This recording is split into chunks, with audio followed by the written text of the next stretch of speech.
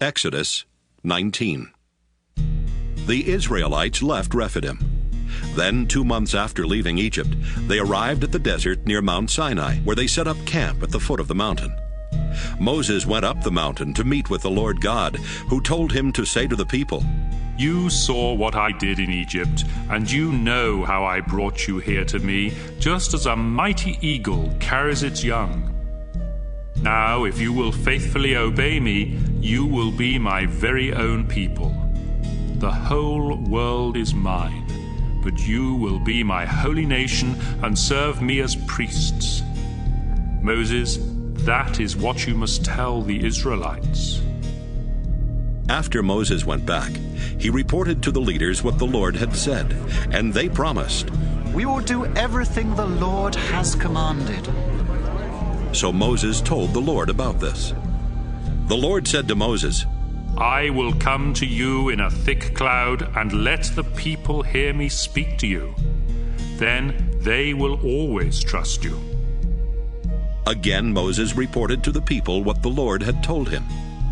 Once more the Lord spoke to Moses.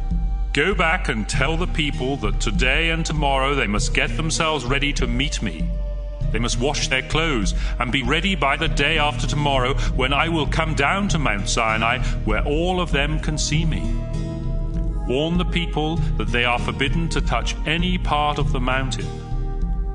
Anyone who does will be put to death, either with stones or arrows, and no one must touch the body of a person killed in this way.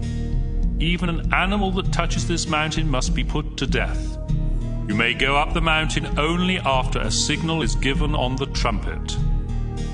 After Moses went down the mountain, he gave orders for the people to wash their clothes and make themselves acceptable to worship God. He told them to be ready in 3 days and not to have sex in the meantime. On the morning of the 3rd day, there was thunder and lightning. A thick cloud covered the mountain. A loud trumpet blast was heard, and everyone in camp trembled with fear. Moses led them out of the camp to meet God, and they stood at the foot of the mountain. Mount Sinai was covered with smoke, because the Lord had come down in a flaming fire. Smoke poured out of the mountain just like a furnace, and the whole mountain shook. The trumpet blew louder and louder. Moses spoke, and God answered him with thunder. The Lord came down to the top of Mount Sinai and told Moses to meet him there. Then he said, "Moses, go and warn the people not to cross the boundary that you set at the foot of the mountain. They must not cross it to come and look at me, because if they do, many of them will die. Only the priests may come near me, and they must obey strict rules before I let them.